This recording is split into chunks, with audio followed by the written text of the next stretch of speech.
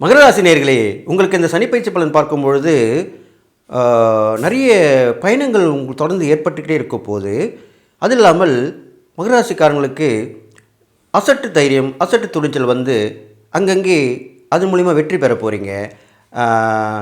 அது இல்லாமல் முக்கிய நபர் மூலிமா உங்களுக்கு நல்ல உதவிகள் கிடைக்க போகுது. மக்கள் மத்தியில் செல்வாக்கு அந்தஸ்தெல்லாம் கிடைக்க போகுது. அது மூலிமா வெற்றிகள் கிடைக்க போகுது. நல்லவர் என்று பெயர் எடுக்க போகிறீர்கள்.